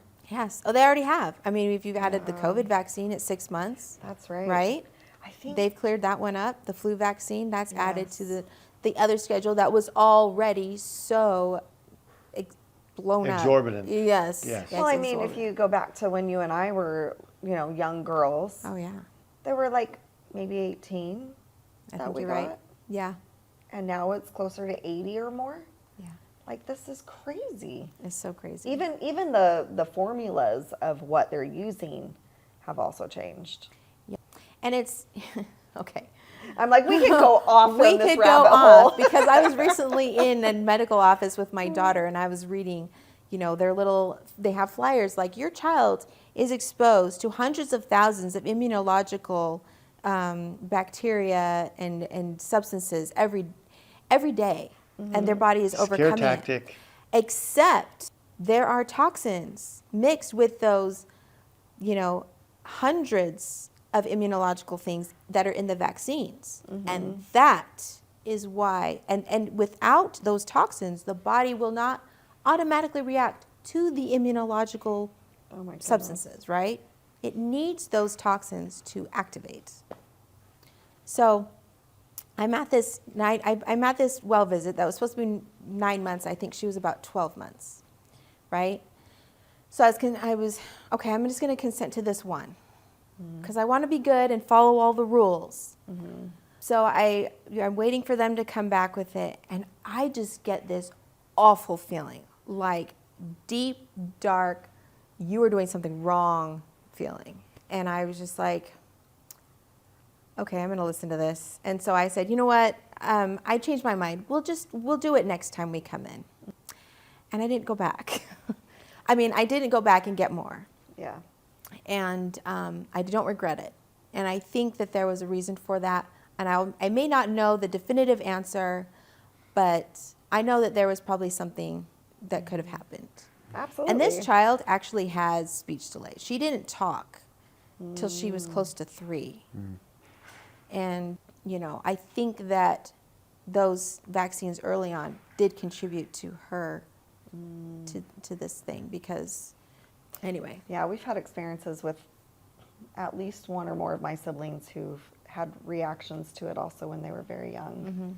And, you know, just having that gut feeling and realizing later that, that's why I had that gut feeling. I mean, it wasn't me, but, well, actually, I actually did go through that with my first biological child where I was like, I can't stomach this. I can't do it. But I was so young and naive. And I mean, I don't necessarily hold it against me because I didn't know better, and you can't do better when you don't know better. Yeah. And but I just remember thinking back and being like, I literally had to have my husband then be in the office and hold down my child because I couldn't stomach it. I was crying while it was happening, you know, because I didn't necessarily know how to trust and even know what that intuition was telling me at the time. Yeah. Thankfully, no big reactions came from it, like it could have. Right. But it's so important to listen to that and to also recognize, like, I'm sure you had so much peace once you said, okay, no, not right now. Yeah, And I then did. it's like it all I did goes away. immediately. That awful feeling went away immediately, and I was just like, okay, I think I made the right choice here. Yes. And you know, even listening to my kids when they're like, I don't want to get any more. They didn't like it. They really they didn't like it. Well, there's And a they girl- were so relieved when I'm like, we're not doing those anymore, and they were like, yes. They were awful. I mean, they had reactions. And my kids would get sick all the time after having them, and the pain in their arms afterwards. They remembered that, and they're just like. So I mean, if we want to listen to our kids, right? Like we talk about listening to your kids. They felt like something was wrong. There's a growing number of people who are starting to, I'm not even going to say anti-vax, but just it's a questioning. Again, it's self-advocacy, right, to make America healthy again. Sorry, just a message from our sponsors. I 100% support that. 100% support it. But, I mean, how could you not want to make America healthy again? That's right. Anyway, right? That's right. But the answer is that you have to be an advocate. You got to be an advocate for your self-care, for your self-esteem, for your health. Like you can't, for your education. Like we're hitting all these buttons today. I'm not saying we're not saying that public school is a bane. No, but know what you're doing. Know where you want to get, and then you need to kind of work back from there to say, okay, how are we going to operate here, right? Okay, I think the best way to get immunity is to get the full schedule that's never been done before of vaccines when kids are under, you know. But so many people are starting to question so many things about that schedule, right? And it's starting to come, I think, a relief to many, you know, I mean, because you know how it is. You go in the doctor's office and you're like, I know, I'm not comfortable with this, and you're shamed. Oh, yeah. You are shamed. Moms are shamed Yeah. Yes. by primarily male physicians. Some to You know? tears. And it's not just male No, physicians it's not just either. males, though. No. No, I was berated by this one female doctor, this pediatrician, because I had a son. It was my first son. We had 6 girls. We had 6 girls total. We had 5 girls, and I had our first son. And I didn't want him to get the vitamin K shot. My husband was asleep, and I was in there. You know, I mean, I wasn't like groggy or anything. Like I was totally aware. I knew exactly what I took it. I took her berating about all of her fear attacks, about, you know, the risks of not getting it. But I was confident in my decision, and I felt like it was the right move for him. And I didn't, and he was fine. You know, but my backup with my next child was I'd got vitamin K shots. So when they came in and asked me, oh, I'm going to give them the oral, not the vitamin K shots. It was a bottle of oral vitamin Oral K. suspension or something. Oh. Yes, yes. So, so with my next two, I always had that oral vitamin K that I told them I had, and I'm going to administer this. Now, I would only administer it if I felt like I needed to. Yeah. Yeah. But I had it because I was prepared. And that's the other thing is, like, they prey on your, I mean, They prey on ignorance and fear. they do. You know. And part of the empowerment I felt was when my friend taught me about homeopathy, I felt like I wasn't afraid of my kids getting sick anymore, right? I could write out all of these childhood diseases, common colds, all of these things, because I had extra tools in my tool bag, right? Yes. And the fear is gone because you don't know what to do. That's where the fear Yes. plays out. Oh, I don't know what I to feel do. powerless. Absolutely. That's right. And I don't want to see my child suffer. And I don't know. And because I don't know. And you have to know your limits, right? You have to know, Absolutely. okay, Definitely. how much do I do at home? Okay, time to take the kid. Like, if fever gets to this point, and Yes. I've done everything that I've learned how to do, the hydration and all of those things, and it's not enough. My child maybe is burning the fever too much. Okay, time to get fluids, you know, go in. You just have to know your limits. Totally. Just recently, I had an awful case of strep and double ear infection. Awful. And we tried everything. Reached out to, you know, my naturopathic doctor, talked to my neighbor, who's absolutely incredible, and Herbalist. anything that she's suggested has always worked. But it was not touching it at all. And I was like, Seth, I've never said this before, but I want to die. Like, it was so bad. The pain everywhere, head to toe. And my naturopath was finally like, Stephanie, there is a time and a place for antibiotics. Yes, we've been working on your gut. Yes, it really does destroy your healthy gut microbiome and everything. She's like, but there are other things that we can do to build it up and, you know, to work through while you're taking the antibiotics, and then also afterwards. She's like, but you need to understand there's a time and a place, and nobody else, you know, just your body needs assistance sometimes. Yeah. And that was definitely one of those times. I hadn't had it in like 12 years or more. So I'm like, okay, I guess, you know, I need to support my body, and this time this is what it is. Yep. And it's okay, you know. So Yeah. there definitely is a time and a place for that. Yeah. I mean, the rheumatologist, back when I was dealing with things, like the rheumatologist offered a 6-day course of steroids. And I mean, I filled it, and I just looked at it, and I just felt like, no, it's not going to do anything. Like, I muscle tested on myself, and my body was just like, nope, you don't need this. And so I told her, I said, I'm sorry, I really didn't feel comfortable taking them because I've done my research on steroids, and it could make my condition worse. So I said, I'm not going to take these. And I'm glad I didn't. And you know what? I didn't resolve. I coming back to the tumor story, I didn't tell you guys. So they did a biopsy of my tumor after taking it out, and thank goodness it was benign. And I think that was just a complete miracle. It was benign. And the healing that has come from having that, I mean, it's just a miracle. Almost immediately, like, I couldn't feel like when my leg hairs were prickly. Like, that was the level of numb, like the neuropathy and numbness that I had. And after surgery, I could feel, like, the surface layer of my skin again. And so it was like, and now I'm 4 months out, and I have so much more strength, and my balance came back. Probably about 6 weeks, 8 weeks or something. I tried to, like, stand on my leg. I stand on one leg, and I could do it.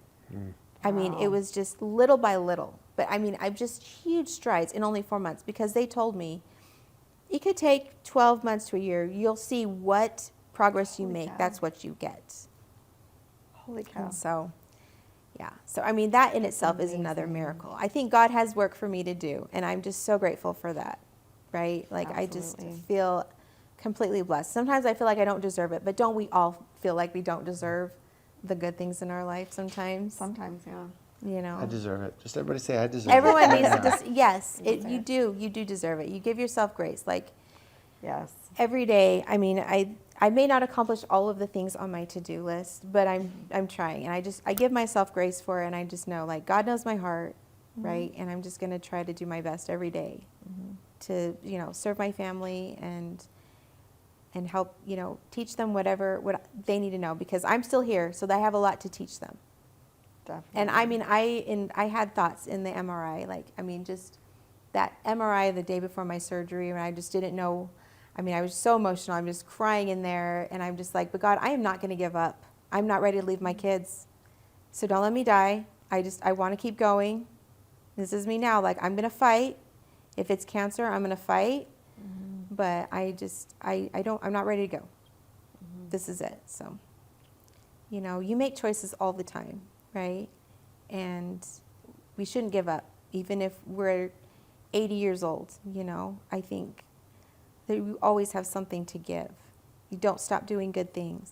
Just figuring out all these things with health and how I can support my body, with either supplements or exercising, the way I eat, the way I think, how I was just watching a video, I think today, on how it can change like the synapses and stuff in your brain, just the way you talk to yourself, and all of that, and how much I'm looking forward to getting older, because I'm doing all this stuff, I'm learning, I'm growing, I'm talking to other people about it, and just continuing that journey so that I can be happy and healthy and help others as I age. Yeah. And so I can be a dang good grandma. And cut! It's a wrap. Thank you so much for being here today, and thank you for sharing this episode with that one friend who needs this conversation. Thank you for all the ratings, the reviews, the comments, and especially the support. We so appreciate you. Now, if you want to take a peek behind the curtain and be the first to know about special previews, backstage updates here at the show, and especially some private collection content that doesn't come out in the regular show, Be sure to join our VIP community at theforeveryoungshow.com.